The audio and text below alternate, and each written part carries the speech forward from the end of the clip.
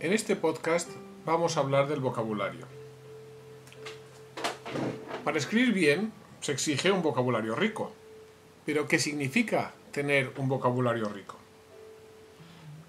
Hay que saber muchas palabras y todos sabemos decenas de miles de palabras. No tener un vocabulario más rico que otro no significa saber palabras que el otro no sabe o saber palabras que no sabe, sobre todo saber palabras que no sabe nadie. ¿Para qué no sirve? Para comunicar, tener palabras que solo tú conoces. Tener un vocabulario rico es dominar las palabras, es saber su significado, es saber usarlas en el momento adecuado. Josep Pla, el escritor catalán, decía que escribir bien era saber cuál era el adjetivo que poner al lado de cada sustantivo. ¿Y esto cómo se consigue? Pues como dice George Orwell, se consigue sobre todo trabajando y luchando para conseguir que lo que tú quieres decir se refleje en tus palabras. Y no al revés. No que simplemente poner palabras y que las palabras decidan qué es lo que tú querías decir. Vamos a dividir este podcast en dos partes.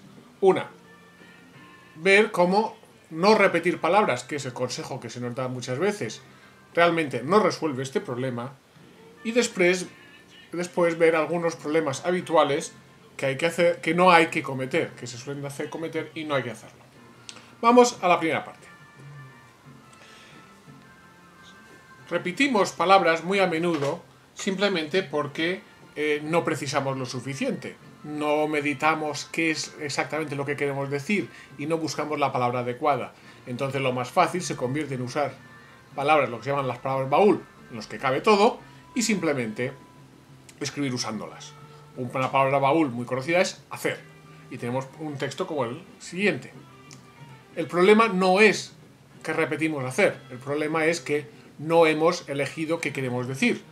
Cambiar hacer sin más no arregla nada.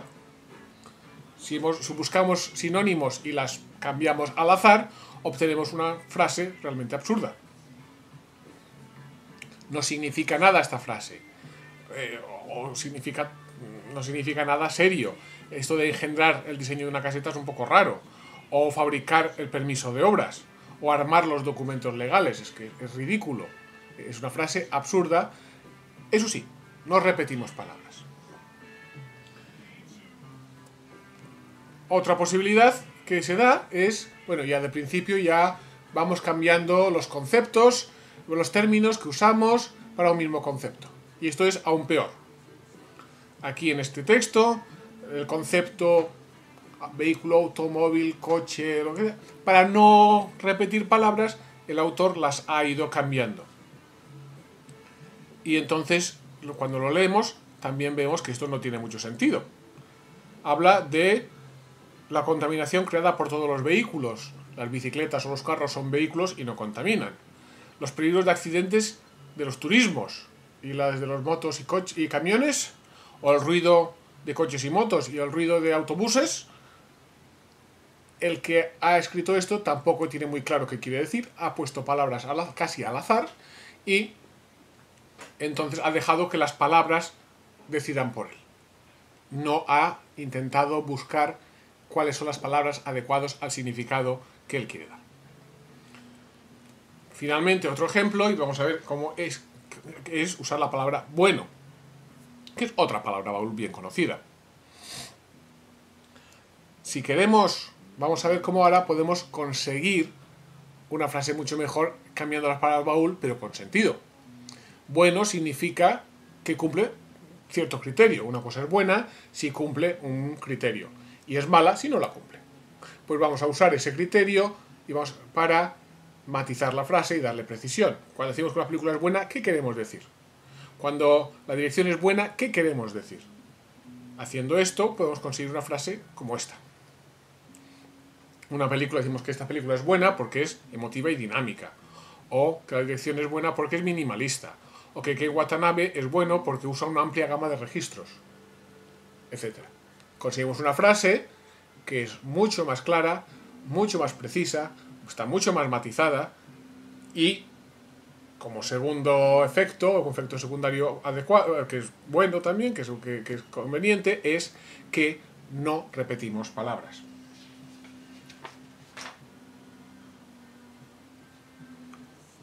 Vemos aquí otro ejemplo en el cual se han juntado palabras que, eso sí, no se repiten otra vez, pero el texto se convierte en básicamente ininteligible.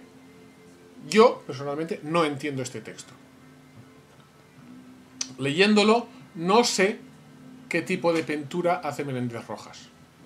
No sé qué quiere expresar el autor de este texto. Ha unido palabras, ha unido frases hechas que quedan bonitas, ha unido verbos que parecen adecuados y da toda la impresión que, al estilo que cuenta Orwell, ha dejado que las palabras piensen por él en vez de él tener una idea clara de lo que quiere contar y contarlo de la mejor manera posible.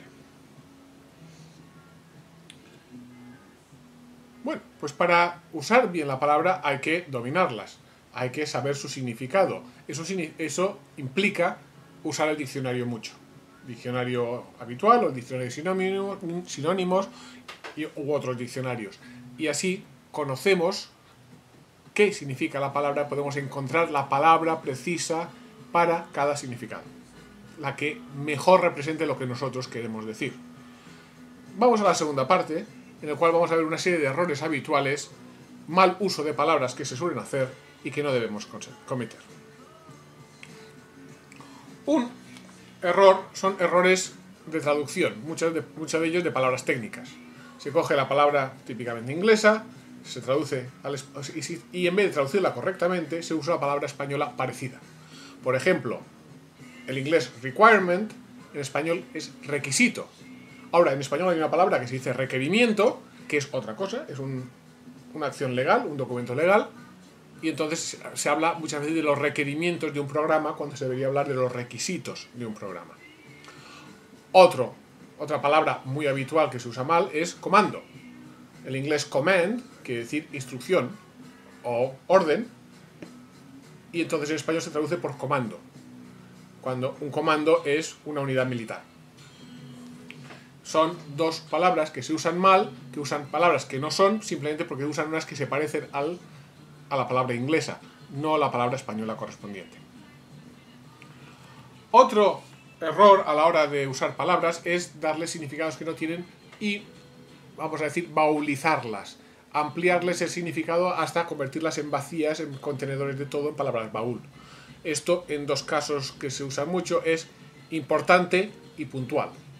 Importante ahora es cualquier cosa grande. Hay una gran diferencia de goles, oiremos que ha habido una diferencia de goles importante. O que ha conseguido un valor importante cuando lo quiere decir que ha conseguido mucho valor. Y en cambio todo lo pequeño se ha convertido en puntual. Casos concretos se han convertido en casos puntuales. Casos excepcionales se han convertido en casos puntuales.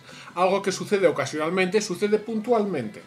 Puntual se ha convertido en todo aquello que tiene que ver con pequeño. Cuando puntual no tiene ese significado. Puntual o es llegar puntual a una cita o es una cosa relativa al punto, como se suele usar en ingenierías, por ejemplo, un foco puntual de luz, que se supone que el foco es un punto. Ahora puntual es todo lo pequeño, así no hay que pensar, es una palabra baúl, lo metemos ahí todo y no pensamos si lo que queremos decir es ocasional, o excepcional, o concreto, o qué. Bueno. Una tendencia también bastante habitual es aumentar el tamaño de las palabras porque se supone que así son palabras más impresionantes. Y entonces, palabras, además se usan la palabra que no toca. Existe la palabra método y después existe la palabra metodología. Metodología es la ciencia que estudia el método o también el conjunto de métodos que se usan en un proyecto o en una disciplina. Entonces podemos hablar de metodologías de programación, pero no de la metodología de un algoritmo concreto. Eso sería el método o el método que se ha usado en un programa concreto. Método es una palabra que prácticamente ha desaparecido. Siempre se usa metodología. Señalizar significa poner señales. Lo que se suele hacer es señalar. Típicamente en eventos deportivos dicen que el árbitro señaliza el final del partido. El árbitro lo que hace es señalar el final del partido.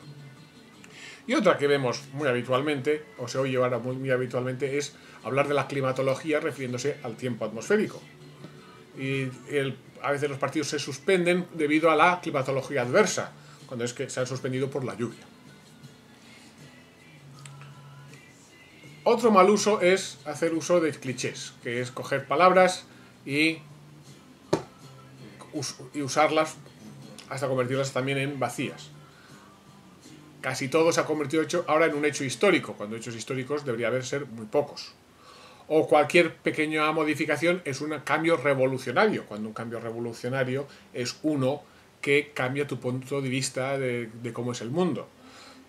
O una mejora se convierte en una optimización, en algo óptimo. Y después, además, cuando óptimo es lo mejor, lo que ya se puede demostrar que no existe nada mejor que esto. Entonces, cuando empezamos a hablar de algo más óptimo que otro, estamos diciendo tonterías. En resumen, tenemos que tener un vocabulario rico, que no significa saber muchas palabras, sino sobre todo significa saber conocer el significado de las palabras que ya sabemos. Esto nos permitirá matizar nuestro discurso, llenarlo de matices, hacerlo más claro, más entretenido, más preciso. Nos permitirá explicar exactamente lo que nosotros queremos y no simplemente poner palabras que expliquen algo que pueda parecerse más o menos a lo que nosotros teníamos en mente. Esto, además, hace la lectura más agradable y elimina repeticiones. Pero repito, eliminar repeticiones no es el objetivo.